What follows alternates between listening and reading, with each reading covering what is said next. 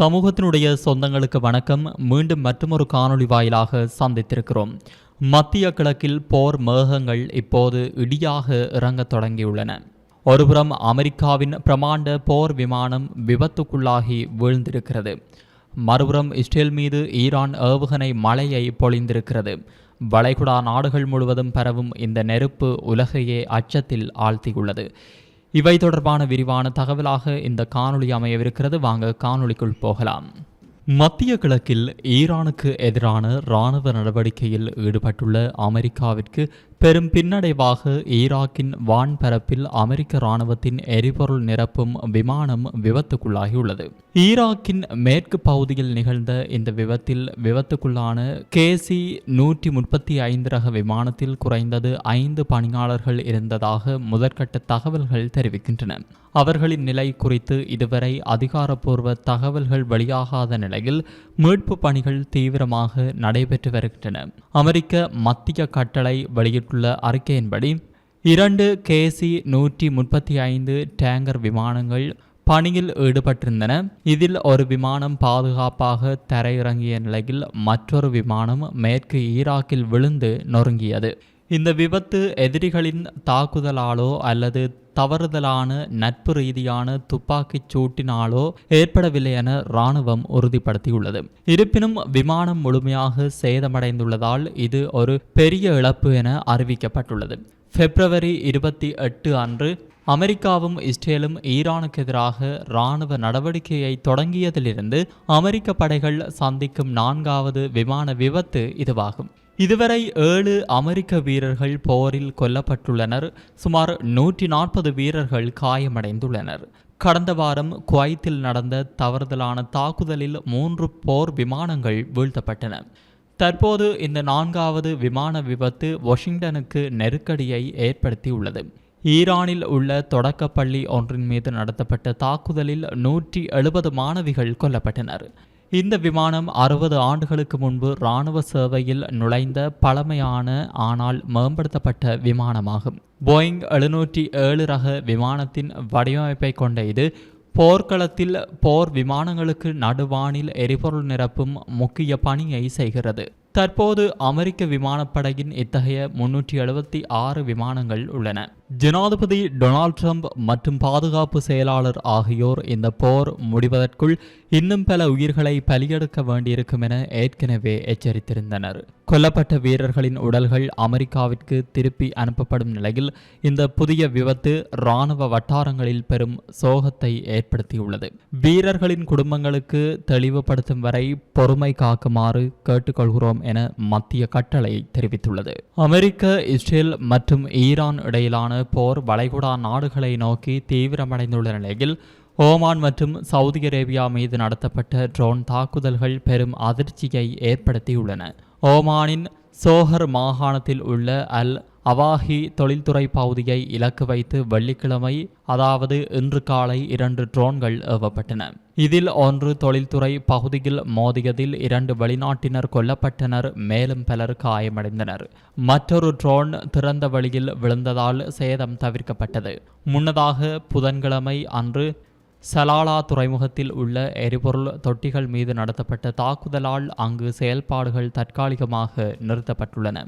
Saudi அரேபியாவின் தலைநகர் ரியாத்தில் உள்ள வெளிநாட்டு தூதரகங்கள் அமைந்துள்ள பகுதியை குறிவைத்து ஏவப்பட்ட ட்ரோனை சவுதி பாதுகாப்பு படைகள் நடுவானில் சுட்டு வீழ்த்தின. இது தவிர நாட்டின் கிழக்கு மற்றும் மத்திய பகுதிகளில் ஏவப்பட்ட மேலும் 8 ட்ரோன்கள் இடைமறித்து அளிக்கப்பட்டதாக சவுதி பாதுகாப்பு அமைச்சகம் தெரிவித்துள்ளது. ஐக்கிய அரபு எமிரேட்ஸின் வான் பாதுகாப்பு படையினரால் முறியடிக்கப்பட்ட ஒரு ட்ரோன் தாக்குதலின் இடிபாடுகள் துபாய் நகர மையத்தில் உள்ள ஒரு கட்டடத்தின் மீது விழுந்ததில் கட்டடத்தின் முகப்பு சேதமடைந்தது. கடந்த February 28 அன்று இஸ்ரேல் மற்றும் அமெரிக்கா இணைந்து ஈரான் மீது நடத்திய தாக்குதலில் சுமார் 1300 பேர் கொல்லப்பட்டதாக கூறப்படுகிறது. இதற்கு பதிலடியாக அமெரிக்க இராணுவ தளங்களை கொண்டுள்ள வளைகுடா நாடுகள் மீது ஈரான் மற்றும் அதன் ஆதரவு அமைப்புகள் ட்ரோன் மற்றும் ஏவுகணை தாக்குதல்களை தீவிரப்படுத்தியுள்ளன.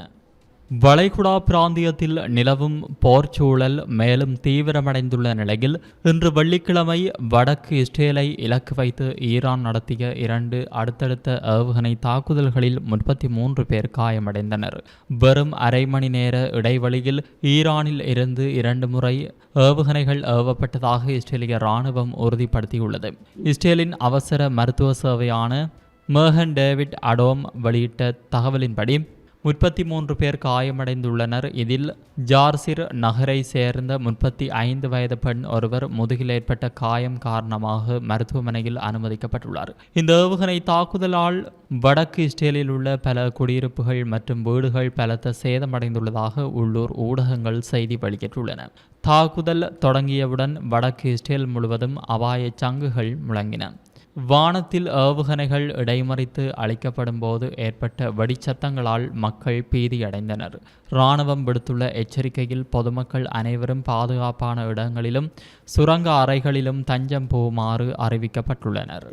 ஸ்ரீ சக்திவேல் ஜோதிட ஆராய்ச்சி நிலையம். வேலை, தொழில், கல்வி வழிகாட்டுதல், அவசர ஜோதிட சேவை எல்லாம் ஒரே இடத்தில். ஸ்ரீ சக்திவேல் ஜோதிட ஆராய்ச்சி நிலையம். ஈரான் விவகாரத்தில் உலக நாடுகள் 2 துண்டாக உடைந்து நிற்கின்றன. ஒரு பக்கம் அமெரிக்கா தடைகளை இருக்க, மறுபக்கம் சீனாவும் ரஷ்யாவும் ஈரானுக்கு கேடயமாக நிற்கின்றன. ஐநா சபையில் இன்று நடந்த காரசாரமான விவாதத்தின் முழு விவரம் இதோ. அமெரிக்க அதிபர் டொனால்ட் ட்ரம்பின் ஈரான் மீதான நிலைப்பாட்டை சீன தூதர் ஃபு ஹாங் கடுமையாக சாடியுள்ளார்.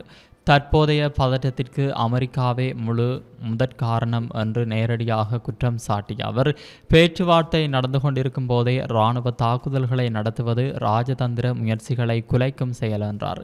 ஈரானின் அணுசக்தி திட்டம் மற்றும் தடைகள் குறித்த 15 நாடுகள் பங்கேற்ற கூட்டத்தில் பதற்றம் உச்சத்தை எட்டியது. ஈரானுக்கு எதிரான தடைகளை மேற்பார்வையிடும் 1737 குழுவின் விவாதத்தை தடுக்க ரஷ்யாவும் சீனாவும் எடுத்த முயற்சி தோல்வியில் முடிந்தது. 11-2 என்ற வாக்குகள் அடிப்படையில் விவாதம் தொடர்ந்தது.